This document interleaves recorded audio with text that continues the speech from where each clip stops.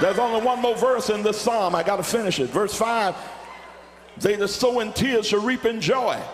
He that goeth forth weepeth, bearing precious seed, shall doubtless come again with rejoicing, bringing his sheaves with him. When I was giving the seed to the earth, I was weeping. But when I come back, I'm going to take from the earth the product of what I planted. And it won't be crying time no more.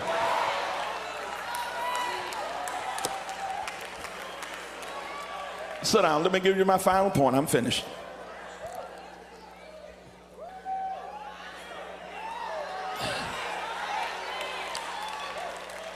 You know, the most discouraging thing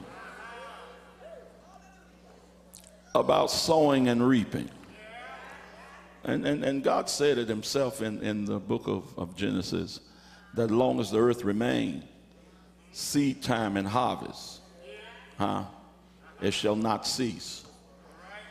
In other words, if planting seed brought a crop back in the Garden of Eden, planting seeds still bring forth a crop. Long as there's earth, this principle is going to remain.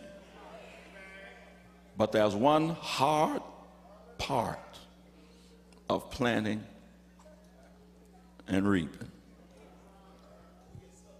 Look at somebody and say, waiting.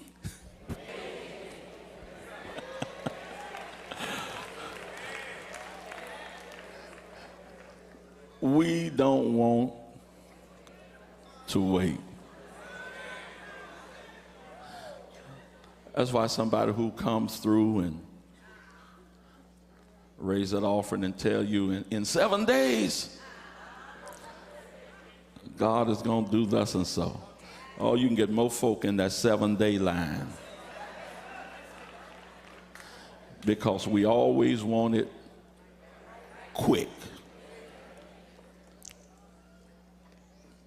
But the Apostle Paul says in due season. There is a due season for every seed that is planted. Even when you come to the natural birth among humans, from the time that the seed of the man is planted into the womb of the woman, I don't care how you fast, I don't care how you pray, it don't matter how many different tongues you speak in. A normal, healthy child, you're going to wait 9 months. You can confess it. You can stand on the word. You can touch and agree.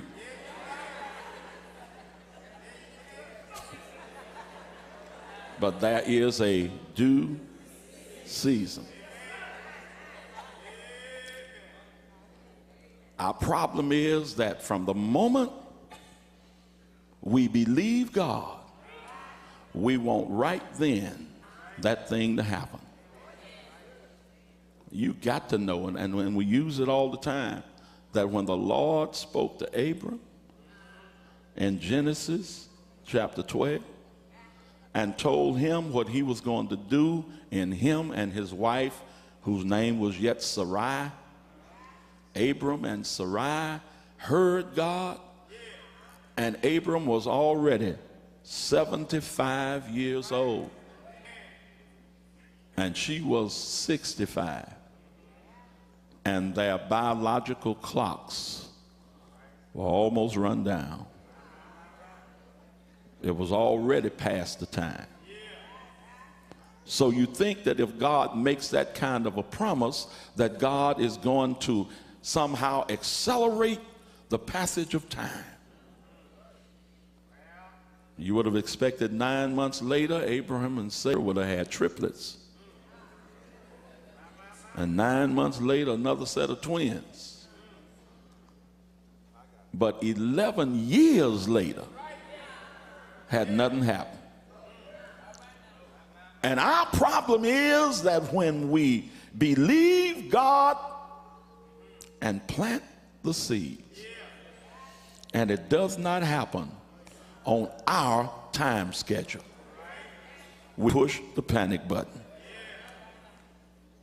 But Paul, who I believe is the author of the book of Hebrews, in chapter 6, what he says concerning Abram, he says in chapter 6, verse 13, for when God made promise to Abraham, because he could swear by no greater, he swore by himself, saying, surely blessing I will bless thee, and multiplying I will multiply thee. In other words, he said God didn't just say it. He said God swore he would do it. And if God said, Abraham, I swear that I will bless you. I swear that I will multiply thee. Then you know God means what he said. But look at what that next verse has to say. And so after he had patiently endured, he obtained the promise. You are not going to have planting time today and reaping time in the morning. You're going to have to believe God, even to the extent that when things don't happen on your time schedule, my faith is not shaken. I am still confident. I've been waiting. I thought it was going to happen in 7 days, and now it's been more than 7 weeks. Now I'm into the 7th month of the 7th year. But the thing you have got to know is that when God says it, it is going to come to pass. Your due season. And you don't have that season every year. Now, every year has 4 seasons. Prophet Jeremiah in the 8th chapter, he talked about that. He says that the harvest is past and the summer is ended and we are not saved. He talked about how people can go through the springtime of life and the summertime of life and then get into the autumn, and winter is almost here, and they've let every season pass and they're still not saved. Hallelujah. But I want you to know that it does not matter how long you have been waiting. The thing is, have you sowed the seed? Have you sowed the seed of faith? Have you sowed the seed of confidence in God? Have you sowed the seed of believing that God is no shorter than his word? That whatever he promised, he is able, and not only able, but willing to perform. And if you know the seeds are planted, you don't have nothing to do now but wait.